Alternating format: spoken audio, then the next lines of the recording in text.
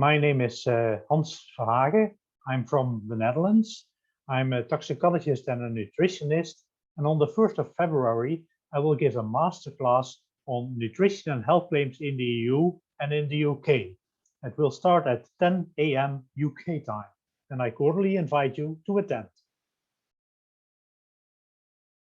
The masterclass will delve into the system of nutrition and health claims in Europe and in the UK. Nutrition and health claims are closely associated with functional foods, and functional foods are foods with claims. Claims in Europe and in the UK need to be scientifically substantiated before you are allowed to carry them on your products and your ingredients. And I will explain the regulation that is associated with these. It's a regulation 9024/2006 on nutrition and health claims in the EU and in the UK. Participants can learn from attending this masterclass is first and for all learning about functional foods and foods with claims. The regulation that is relevant, the 9024/2006, including a set of additional auxiliary guidelines.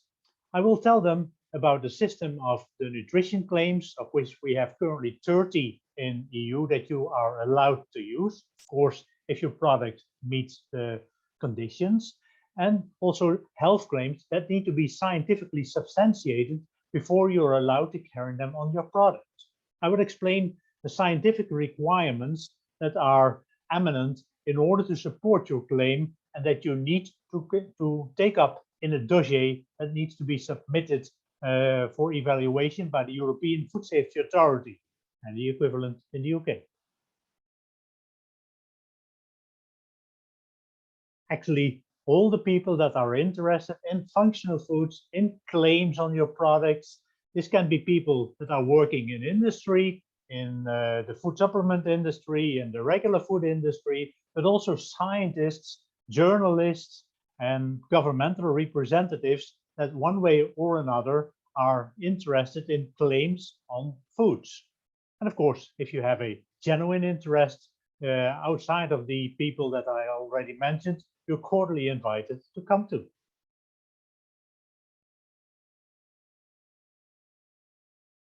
Common or uncommon are unsubstantiated nutrition and health claims, and basically they should not be there because we have a regulation, and the regulation is mandatory law that you are only allowed to use nutrition or health claims on your food products if you are in conformity with the regulation.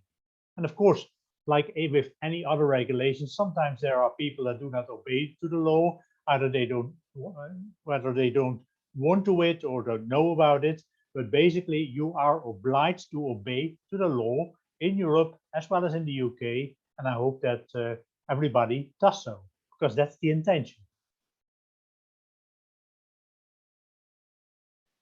The danger of unsubstantiated claims is that they do not conform with the objectives of the regulation.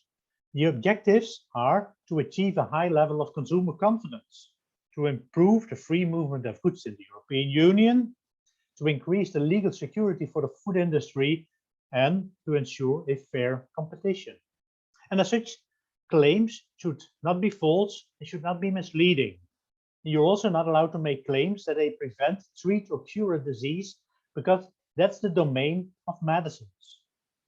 And I think I can explain that in the masterclass to come.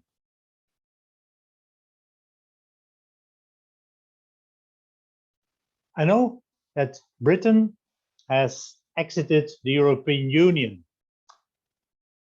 The regulations in many an instance as well, in particular also with respect to nutrition and health claims on foods, are retained regulation, which means that the UK adheres to the same regulations as they have been obeying to before leaving the European Union. What does that mean? I can only speak about food safety and nutrition issues, because that's only the domain that I have knowledge of. And I'm very happy as such that the regulations that have been working in the European Union, that are still placed in the European Union, are retained law also in the UK. So the scientific principles are similar. The routes in order to ask for permission to use a health claim, to offer a dossier for substantiation of a health claim can be different, but the scientific principles are fully the same. And I'm very happy about it. I will not speculate on whether I'm very happy or not with the UK leaving the European Union, but I leave that to the audience and not to science.